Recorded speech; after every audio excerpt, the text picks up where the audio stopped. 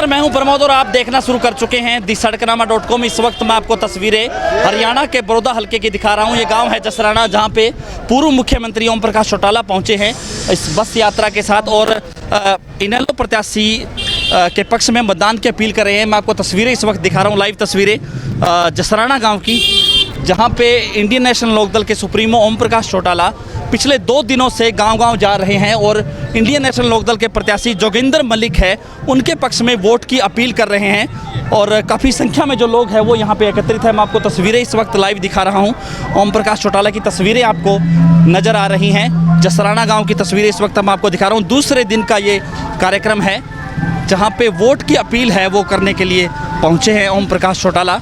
और हम आपको बता दें कि 3 नवंबर को इस बड़ौदा में वोट डाले जाएंगे। इसको लेकर के गांव-गांव जा रहे हैं, पूरी ताकत है वो अलग अलग राजनीतिक पार्टियों ने झोंक दी। जसराना गांव के सम्मानित बुजुर्गों, घरों में बैठे मेरी बात सुन रही मेरी माता और बहनों, नौजवान साथियों और इस कृषि प्रधान देश के उज्जवल भविष्य के बच्चों, काफ़ी लंबे समय के बाद आपके बीच में आने का अवसर मिला है। मैं गांव का आदमी हूँ, मेरी आदत है, मैं हर गांव में फुर्सत के दिनों में जाया करता हूँ। लेकिन इस 10 साल में ऐसी मजबूरी रही कि पाबंदी होने की वजह से मैं आपके बीच में नहीं आ पाया था। अब भी सारी बाधाओं और दिक्कतों को तोड़ करके मैं आपके बीच में आया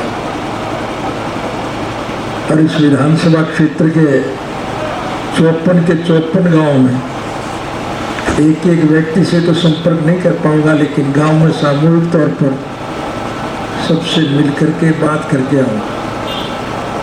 हमारा ये देश कृषि प्रधान देश और इस देश की अर्थव्यवस्था केवल खेती पर टिकी है। अगर किसान खुशहाल है तो देश मालामाल है और अगर किसान परेशान है तो देश का बुरा हाल है।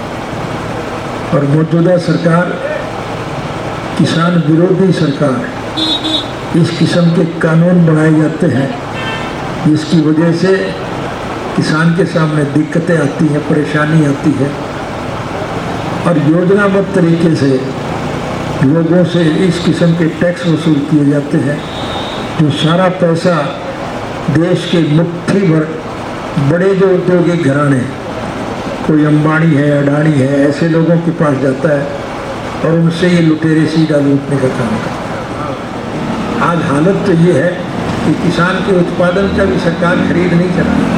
सरकार की जिम्मेवारी होती है, सरकार ने किसान के मूल्य निर्धारित किए हुए हैं, उस निर्धारित मूल्य पर सरकार को लोगों का अनाज खरीदना चाहिए। गेहूँ और सरसों की उपज मंडियों में बेकार गई कि नहीं गई। अब मुझे मंडियों में जाने का अवसर मिला तो मंडियों में जीरी के ढेर लगे हुए, लेकिन सरकार खरीद नहीं रही।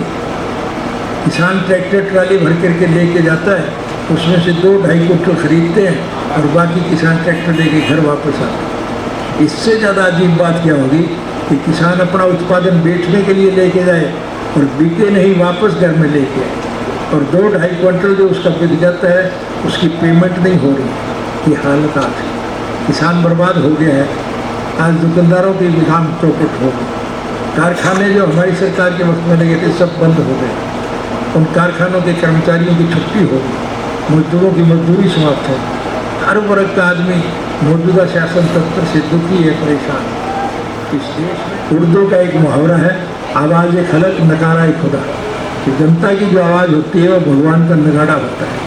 आज लोग परेशान हैं, दुखी हैं और दुखी और परेशान लोग इस सरकार को पलटना चाहते हैं। इस सरकार को पलटने के बाद जब आपकी सरकार बनेगी तो फिर मेरे कहने की आवश्यकता नहीं। हमने अगर अतीत में अच्छे काम किए हैं तो भविष्य में और ज़्यादा अच्छे करने का काम करें। हमारी इस पार्टी की एक सोच, हमारा अपना कोई व्यक्तिगत स्वार्थ नहीं, हम कोई राजनीतिक लाभ नहीं उठाना चाहते, हम कोई आर्थिक लाभ में यकीन नहीं रखते।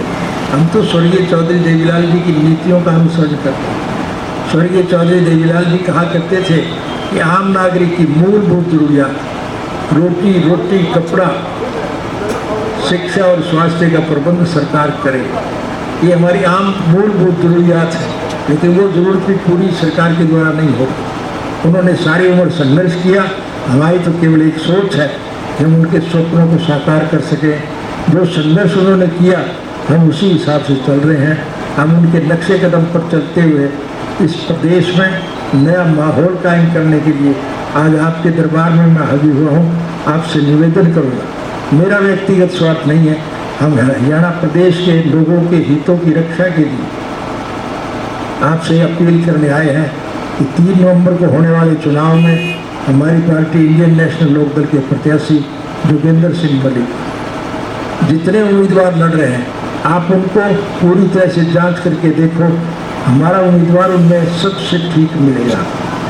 ईमानदार है, प्रगतिशील है, मेहनतकश है, संघर्षशील है, जुझारू है। पिछले चुनाव हारने के बाद भी वो घर नहीं बैठे है बल्कि निरंतर फिरता रहता है, लोगों के दुख सुख में दाखिल है। इसलिए हमारी पार्टी के प्रत्याशी को जिताने का आप काम करो।